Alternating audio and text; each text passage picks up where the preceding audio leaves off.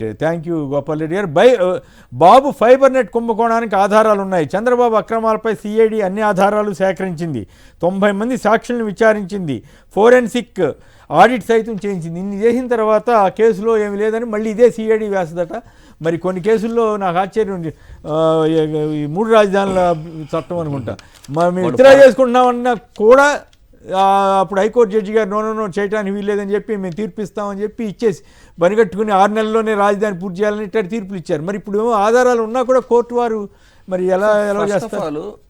ఏదైతే సిట్ అంటున్నారో ఈ యొక్క కేసు ద్వారా సిట్ అనేది అధికారంలో ఎవరు ఉంటే వాళ్ళకి తొత్తుగా పనిచేస్తుందా అనే సందేహాలు ప్రజలకు కలిగే సంబంధం లేదు. ఇది కేసులు విత్డ్రాయల్కి సంబంధించింది సిఐడి. అవును సార్, సిఐడి విషయమే చెప్తున్నా, సిట్ కాదు సిఐడి.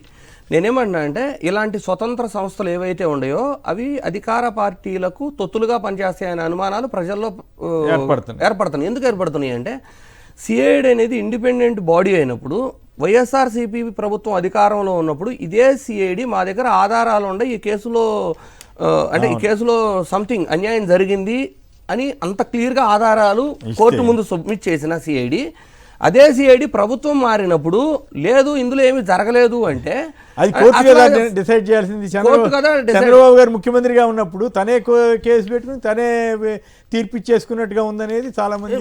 ఆబ్వియస్లీ సార్, కేంద్ర ప్రభుత్వం చేతిలో సిబిఐ అవ్వచ్చు, ఇక్కడ సిఐడి అవ్వచ్చు, ఇవన్నీ ఏంటంటే అధికార పార్టీలు తమ తొత్తులుగా మార్చుకొని అక్రమ కేసులు బనాయించడం, తమ మీద ఉన్న కేసులు కొట్టేపించుకోవటం, ఇవన్నీ దేశ చరిత్రలోనే ఇట్లా ఎక్కడ జరగలేదు. ఒక సీఎం తన మీద ఉన్న కేసులు తన గవర్నమెంట్లోనే పోలీసుల ద్వారా లేదని చెప్పి సాక్ష్యం ఇప్పించుకునే కొత్త ట్రెండ్ని చంద్రబాబు గారు క్రియేట్ చేశారు. లిక్కర్ కేసులో అదే జరుగుతుంది, ఫైబర్ కేసులో అదే జరుగుతుంది, స్కామ్స్ కేసులో అదే జరుగుతుంది. అన్ని కేసుల్లో కూడా తన మీద ఉన్న కేసులని ఎవరైతే ఆ రోజున ఫైల్ చేశారో ఇప్పుడు వాళ్ళ మీద ఒత్తిడి లేకపోతే వాళ్ళు ఆ రోజు ఎందుకు పెట్టారు, ఈ రోజు ఎందుకు డ్రాప్ అవుతున్నారు, ఏదో ఒకటి తేలాలి కదా. వాళ్ళంతా బయటే ఉంటారు, వాళ్ళకి సాక్ష్యాలు ఉన్నాయని చెప్పి పొన్నవోలు గారు చాలా స్పష్టంగా అంటే వీళ్ళ మీద కేసులు. రైట్, ఇక చివరి అంశంలోకి వెళ్దాం. ప్రజలను మోసం చేయడానికే బాబు అంకెల గారడి, వైసీపీ అధ్యక్షుడు వైఎస్ జగన్ ధ్వజం అంటూ మొత్తం చంద్రబాబు గారు చెప్పిన కాకి లెక్కలన్నింటినీ ఆయన కడిగి పారేశారు జగన్ గారు. అయితే ఏపీని బ్రాండ్ దెబ్బతిందని 7 లక్షల కోట్ల ధ్వంసం అని చంద్రబాబు గారు విశ్లేషకులు కొందరు విజయ్ కేసరావు ఇట్లా మనకి కామేష్ వీళ్ళందరూ మాట్లాడుతుంటే విన్నాను. చాలా ఆసక్తికరంగా ఉంది. అసలు కరోనా గురించి ప్రస్తావించలేదంట. అప్పుల గురించి ఈయన చేసిన అప్పులు 2.5 లక్షల కోట్లు అప్పు చేశారు కదా, వాటి గురించి చెప్పకుండా మేము జిఎస్టీడీ అప్పుడు ఆ కరోనా టైంలో పెరగకపోతే కూడా అదేదో జగన్ గారు చేసిన తప్పు అన్నట్టుగా అదేదో అది కవర్ చేసేసుకుంటూ మాట్లాడారట. 5 ఏళ్లలో 7 లక్షల కోట్ల జిఎస్టీ నష్టం అంట. వాస్తవం ఏంటి? బాబుపాలనలో 2014-19 మధ్య 3,48,745 కోట్లు అయితే 2019-24 జగన్ పాలనలో 4,96,255 కోట్లు పెరిగింది. అంటే కరోనా ఉన్నప్పటికి కూడా. సో ఇదే మొన్నేమో అసలు డబ్బులు లేవు, అప్పు ఇచ్చేవాడు కూడా పుట్టలేదన్నారు. ఇప్పుడేమో మన జిఎస్డిపి భేష్ 18 నెలల కష్టంతో ఆర్థికానికి ఊపిరిపోసాం. రాజు చెప్పండి, మరి అంత ఊపిరిపోసిన వాళ్ళు అన్ని స్కీములు ఇంప్లిమెంట్ చేసేస్తామని చెప్పొచ్చు కదా. అప్పులు దొరకలేదని ఒక పక్క, ఇంకో పక్క ఏమో బ్రహ్మాండం అని ఇంకో పక్క. ఏది నమ్మాలి? జగన్ గారి ప్రశ్నలకు సమాధానం దొరుకుతుందా? జగన్మోహన్ రెడ్డి గారి ప్రశ్నలకు సమాధానం చెప్పేంత ఇది చంద్రబాబు నాయుడు గారి ప్రభుత్వానికి లేదు సార్. ఎందుకంటే జగన్మోహన్ రెడ్డి గారు నిజాలు మాత్రమే మాట్లాడతారు, చంద్రబాబు నాయుడు గారు అబద్ధాలు మాత్రమే చెప్తారు. కాబట్టి ఖచ్చితంగా ఆన్సర్లు అయితే ఇవ్వలేరు కూడా. ఎందుకంటే జగన్మోహన్ రెడ్డి గారిది విధ్వంసకర పాలన అని కూడా మాట్లాడారు. నేను అడగదలుచుకున్నా, ఏది విధ్వంసకర పాలన చంద్రబాబు నాయుడు గారు? జగన్మోహన్ రెడ్డి గారి కాలంలో 2 ఏళ్ళు కరోనా కష్టకాలం, దానివల్ల 72,000 కోట్ల నష్టం అయినప్పటికీ 2.73 లక్షల కోట్లు డీబీటీ ద్వారా ప్రజలకు పంపిణీ చేసినటువంటి పరిస్థితులు. దాంతో పాటు అభివృద్ధి చేయడం వల్ల చంద్రబాబు నాయుడు గారు 14 నుంచి 19 మధ్యలో 69,000 రూపాయలు తలసరి ఆదాయం ఉంటే జగన్మోహన్ రెడ్డి గారి కాలంలో 78,000 పైచీలకు తలసరి ఆదాయం పెరిగిందంటే దీన్ని అభివృద్ధి అంటారా, దీన్ని విధ్వంసం అంటారా? చెప్పాల్సినటువంటి బాధ్యత చంద్రబాబు నాయుడు గారి మీద ఉంది. నరవలేని నాలుగు ఉన్నట్టు ఏది పడితే అది మాట్లాడితే కుదరదు కదా. ఇక్కడ ఉన్నది జగన్మోహన్ రెడ్డి గారు, ఆయన లెక్కలతో మాట్లాడతారు, మీ అందరి లెక్కలు కూడా తెలుస్తాడు. రెండో విషయం, మీరు ఏదైతే చెప్పారు పారిశ్రామిక అభివృద్ధికి సంబంధించి కానీ అప్పులకు సంబంధించి కానీ, జగన్మోహన్ రెడ్డి గారు సార్ 60 నెలల కాలంలో కరోనా కష్టకాలంలో 3.31 లక్షల కోట్ల అప్పు మాత్రమే జగన్మోహన్ రెడ్డి గారు చేశారు. కానీ ఇలా 10 లక్షలు, 14 లక్షలు, 15 లక్షలు ఇంకా ఇలా నోరుకి ఇష్టం వచ్చినట్టు మాట్లాడటం జరిగింది. కానీ వాస్తవం లెక్క ప్రకారం 3.3 లక్షల కోట్ల అప్పు 60 నెలల కాలంలో చేశారు. ఇప్పుడు చంద్రబాబు నాయుడు గారు వచ్చి సుమారు 18 నెలల కాలం అయింది. ఆ లెక్క చూస్తే జగన్మోహన్ రెడ్డి గారు 18 నెలల కాలంలో 99,000 కోట్లు అప్పు చేశారు. కానీ ఇదే 18 నెలల కాలంలో చంద్రబాబు నాయుడు చేసిన అప్పు ఎంతో తెలుసండి, 2.66 లక్షల కోట్లు చేశాడు. సో చంద్రబాబు నాయుడు గారు ఎంత అప్పు చేసి ఓ పక్క ఒక్క రూపాయి పేదోడికి పెట్టడు, ఇంకో పక్క అభివృద్ధిలో దూసుకుపోతుంది అంటాడు, ఒక్క పథకం అమలు చేయడు. ఏం చేస్తున్నారంటే అరాచకం, అవినీతి, దోచుకోవడం, పంచుకోవడం తప్పితే ఇంకొకటి లేదు. కేవలం వాళ్ళ పేపర్లు, మీడియాలో అడ్డు పెట్టుకుని బేస్ అంటే కాదు కదా. సగటు పేదవాడు, పేదవాడు ఎలా ఉన్నాడో క్లియర్ గా కనబడతా ఉంది. సార్ సమయం లేదంటున్నారు, ఒక్క 2 అంశాలు కూడా నేను క్లుప్తంగానే చెప్పి ముగిస్తున్నాను, చెప్పాల్సిన అవసరం ఉంది కాబట్టి. దీంతో పాటు మా విద్యార్థి సంఘం యొక్క రాష్ట్ర అధ్యక్షుడు పానుగంటి చైతన్యని అరెస్ట్ చేసి జైల్లో పెట్టడం జరిగింది సార్. విద్యార్థులందరూ కూడా సోషల్ వెల్ఫేర్ ఆఫీస్కి వెళ్ళి రిప్రజెంటేషన్ ఇవ్వడానికి వెళ్తే వెళ్ళినటువంటి విద్యార్థుల మీద వాళ్ళు చెప్తే నిజంగా నాకు చాలా బాధ కలిగింది. విద్యార్థులు నాతో మాట్లాడారు.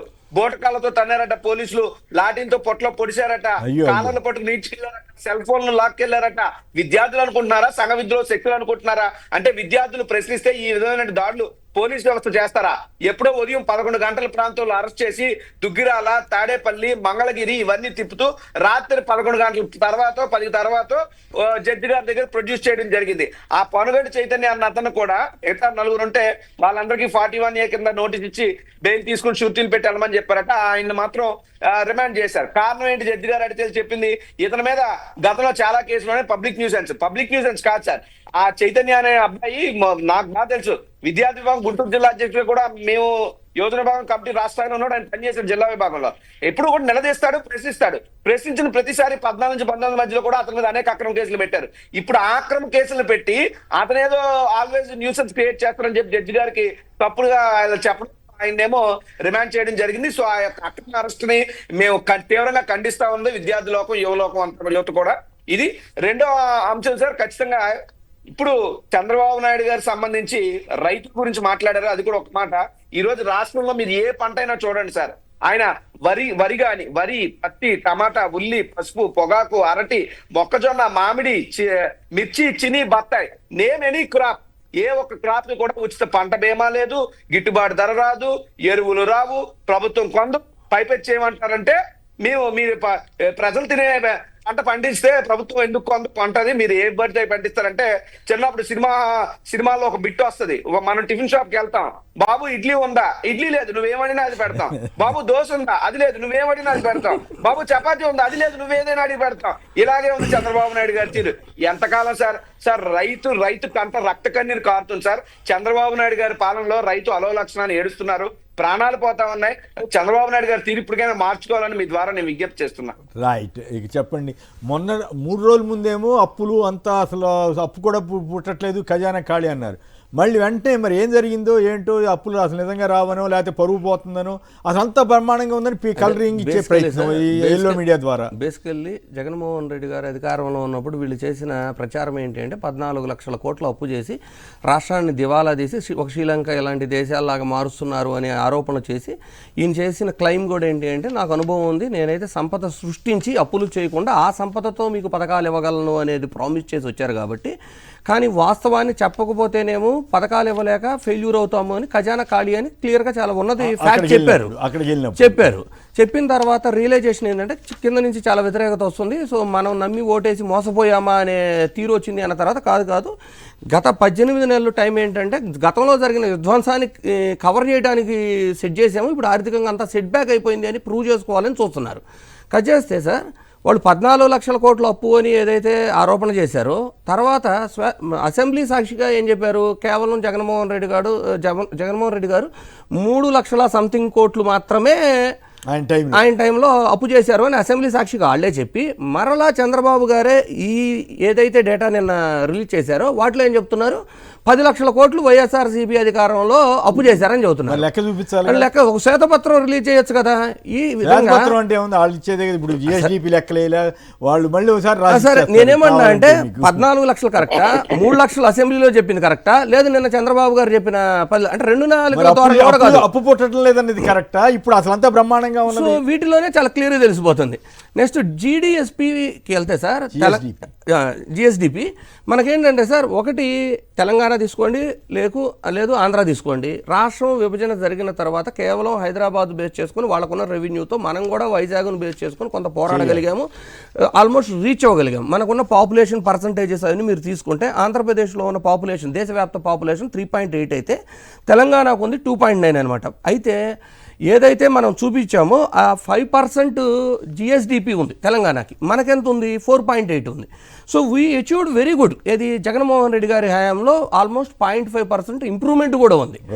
అండ్ జిఎస్డిపి వచ్చి మనకి తెలంగాణ 16 లక్షల యావరేజ్ మీద ఉంటే మనం 18 లక్షల యావరేజ్ దగ్గరే ఉన్నాం. అయితే వీళ్ళు విజన్ 2047లో కూడా వీళ్ళు మెన్షన్ చేసింది ఎంతలా మెన్షన్ చేశారు అంటే ఆల్మోస్ట్ $2.4 ట్రిలియన్ మెన్షన్ చేశారు. అది 18 టైమ్స్ పెరగాలని.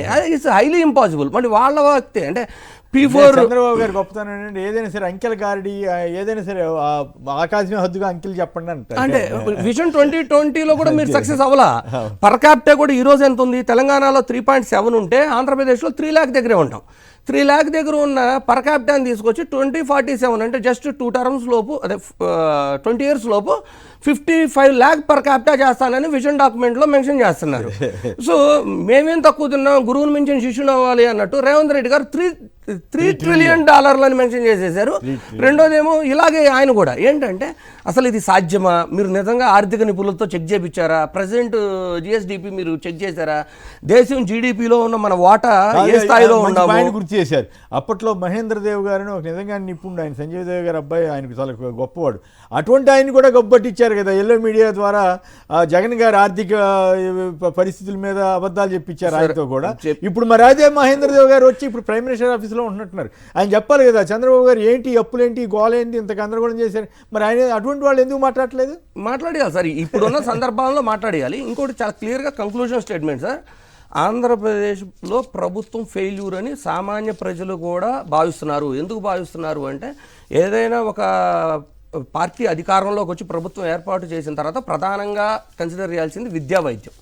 ఈ రెండింటి విషయాల్లో ఫీజు రియంబర్స్మెంట్ 7,000 కోట్ల బకాయిలు దాటిన తర్వాత ₹1 కూడా రిలీజ్ చేయలేదు. అలాగే ఆరోగ్యశ్రీ హాస్పిటల్ యాజమాన్యాలు రోడ్లకి వైద్యం పేదలకు అందట్లేదు. ఈ రెండింటికి అవసరమైన 10,000 కోట్లు రిలీజ్ చేయలేని పరిస్థితిలో ఆంధ్రప్రదేశ్ ప్రభుత్వం ఉండి జిఎస్డిపి పెరిగిపోయింది, జీడిపిలో మన గ్రోత్ ఉంది 15% ఇయర్లీ, 15% జిఎస్డిపి గ్రోత్ రేట్ మనకు ఉండిద్ది ఇయర్లీ. దానివల్ల మీరు 2047 కల్లా పర్ క్యాపిటా 55 లక్షలు రీచ్ అవుతాము, $3 ట్రిలియన్, $2.4 ట్రిలియన్. అంటే అసలు సాధ్యం కాని హామీలు ఏ విధంగా అయితే ఇచ్చి అధికారంలోకి వచ్చారో మొత్తం పారబోసుకుంటుంటే ఈయన అప్పుడు బ్రహ్మాండంగా. ఇది కూడా ఇంకొక పాయింట్ సార్, కంప్లీట్ రైతుల గురించి కూడా 2047 డాక్యుమెంట్లు ఏం మెన్షన్ చేశారో తెలుసా? ఇది ఒక మేజర్ పాయింట్గా టెక్నాలజీని తీసుకొచ్చి రైతుల్ని ఇంప్రూవ్మెంట్ చేస్తానని చెప్తూనే 60% ఆఫ్ ద పాపులేషన్ అర్బనైజ్డ్ అవడానికి మేము కృషి చేస్తామన్నారు. 60% ఆఫ్ పాపులేషన్ అర్బనైజ్ చేస్తే మీరు రైతాంగానికి ఏం చేస్తారు, రైతులకు ఏం న్యాయం చేస్తారు? అంటే ఒక అసలు డబుల్ స్టాండర్డ్స్ మీ డాక్యుమెంట్లోనే మెన్షన్ చేసి డెవలప్ చేస్తాం అగ్రికల్చర్ బేస్డ్గా అంటే అది ఒక పద్ధతి. అది రైట్. ఏదేమైనా ఒకటి మాత్రం వాస్తవం, చంద్రబాబు గారు రకరకాల విశ్లేషకులు చెబుతున్నట్లుగా కరోనా ఇష్యూ ప్రస్తావించకుండా జగన్ గారి టైంలో అప్పులు పెరిగాయనో లేదా ఇంకోటో చెప్తే జనం నమ్మొద్దు. దేశవ్యాప్తంగా జరిగింది, ప్రపంచం అంతా కూడా అప్పులు తీసుకోక తప్పని పరిస్థితి. అలాగే ఈయన టైంలో అప్పులు ఎందుకు చేశారో చెప్పట్లేదు చంద్రబాబు గారి టైంలో. సో ఈ రెండు కరోనాని దాచేసి అట్లాగా తన గవర్నమెంట్లో అప్పులను దాచేసి జగన్ గారి మీద బురద వేయడానికి ఎల్లో మీడియాని అడ్డం పెట్టుకుని అసత్యాలు చెబుతున్న తీరు చంద్రబాబు గారికి గౌరవం శోభనిచ్చేది కాదు. వారు తన వైఖరి మార్చుకుంటారని ఆశించడం కూడా మాబోటి వాళ్ళం ఆశిస్తాం, కానీ ఆశించినా కూడా పెద్ద అది ఉపయోగం లేదని అర్థమవుతా ఉంది.